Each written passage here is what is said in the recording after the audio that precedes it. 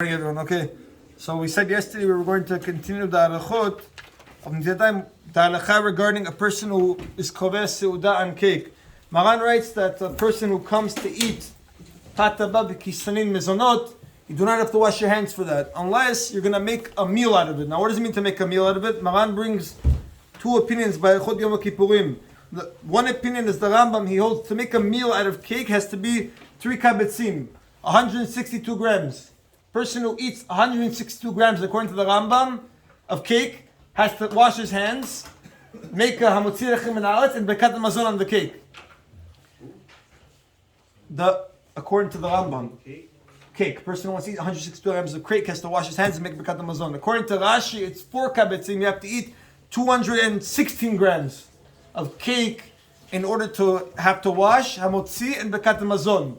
Now, in this case, Yaakov Yosef brings down a very big argument on both sides if you can make the bracha of Netilat Yadayim or not, and he concludes that if you want to, you could, and if you don't want to, you don't have to. Either way. So a person were to come and have a meal out of his cake, out of a pound cake or whatever kind of cake he's going to eat. If he has 216 grams, he's going to have to wash his hands, make a bracha if he wants to or not. You say you make a hamotzi and bekat mazon like you're in a meal, meaning everything I want to drink and eat now in the middle of my meal, I'm not going to make any bracha anymore. A person is to try between 164, we said 162 and 216 grams to avoid being in that area, because that's like the danger zone. We're not in this side, we're not in that side. We want to avoid that area. Either you should have less than 162 grams or more than 216. That way you could for sure make a hamotzi and bekat mazon. Okay. Somebody says, very interesting case, a person had something spicy or something sour and he wants to remove the taste from his mouth by eating bread. He wants to take a piece of bread in order to remove that taste from his mouth. Some want to claim that even if you eat more than a kazayit, you don't have to wash your hands, because the bread is, so to speak, subordinate. You only wash your hands when you're coming to eat the bread as a meal. And some want to claim that no, in any case, the rabbis never made a distinction. Since they claim the person has to always wash his hands, it makes no difference whether it's subordinate or not. It can accept tumah. So the halakha they say is that the person should wash with no bracha. Person should wash with no bracha. If you're going to eat bread just to remove some taste from his mouth. Now he says like this: Shiur Netilat Yadayim b'seuda hu revi'it mayim. The only measurement, required amount of water a person needs to use when he washes his hands is around 3.5 ounces, 3.3 ounces of water. When Mikol Makom, the Gemara teaches us, Rav Chizda said, the more water a person uses to wash his hands, the more blessing he sort of speaks receives. It's a what they call the sigula for parnasa. And he writes here, very interesting, that somebody who comes to claim that he washes his hands with a lot of water and he's very careful, and yet he still doesn't see wealth. When he writes, that's because he has other things holding him back. Only mitzvah, very interesting to write, the chinuch, Seder chinuch, one of the Rishonim writes, by ma'aser, when Hashem guarantees us, right, aser b'shul she'titasher, that you're going to become wealthy, the Seder chinuch writes that this is when Hashem promised, you could test him, this mitzvah, this minhag that we have, you will become wealthy even if you have other sins, he says. Even if you have other sins that prevent you from becoming wealthy, doing this mitzvah, this minhag, will actually make you wealthy no matter what. Because that was the promise of Hashem. The promise of Hashem was if you bring lechem lebiti, if you bring food to the people that need it in the Beit Mikdash, the Kohanim, the Leviim, Hashem promised that He will replenish you. That promise goes with whether you have things holding you back or not. By Netilat Yadayim, a person who wants to claim this, we would tell him you have other things holding you back. Now, very interesting, last halakha to say, we know that anytime we do a mitzvah, we always make the bracha before the mitzvah. Meaning, when you want to put on a talit right now, do you first put on talit or make the bracha?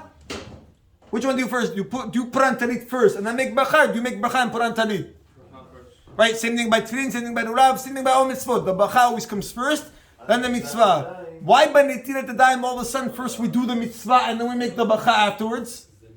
So he writes that a lot of times when a person comes to wash his hands, because his hands are impure, they're not clean. So how exactly are you going to make a bracha first with dirty hands and then do the mitzvah? So what do? We wash our hands to purify them, and before the mitzvah is completed, we make the bracha. For example, a person put on his tefillin and he realized, I didn't make the bracha yet, and he's still wearing it. Can you make the bracha now? 100%. You'd move it out of its place, and then make the bachan and put it back in its place. Same thing here. Since I didn't finish the mitzvah of Netilat Yadayim, I washed my hands, I made them clean. Now I can bless. Since I'm still in the middle of the mitzvah, I make my bachan, then I wipe. Now the problem comes, he says that if a person were to wipe his hands, now he completed the mitzvah. For example, putting on tefillin, taking it off and saying, oh, I didn't make the bachayat. You cannot retroactively make a bachan a mitzvah that you already did, right? So here, once a person were to dry his hands and complete the mitzvah, because once you dry the mitzvah is over, you can't make up into a dime anymore. That's why a person always blesses. After washing, before wiping. Let's talk about picking up the hands over there. I'm sorry? Let's talk about picking up your hands. Not yet.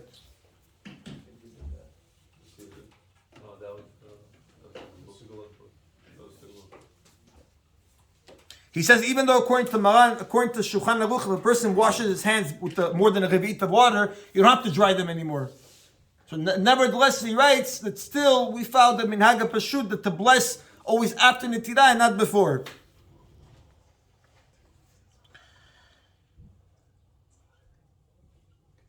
Okay, fine.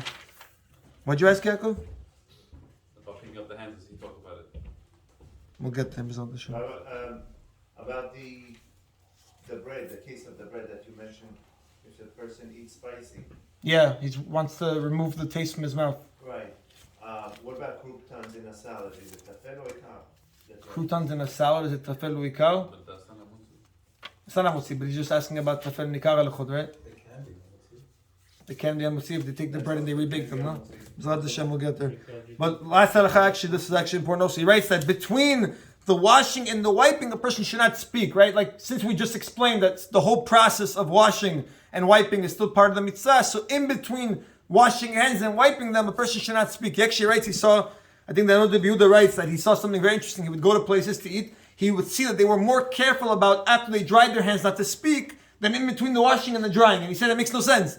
After you wash your hands and you dried them, it's only a careful thing not to speak. Man writes, Yesh Yisrael. Be careful not to speak. But between washing and before wiping, it's completely a person shouldn't speak because the mitzvah is not completed yet. If, however, he said a person spoke, no, he doesn't have to rewash his hands. He'll just wipe his hand. He'll make the bachan and he'll wipe his hands.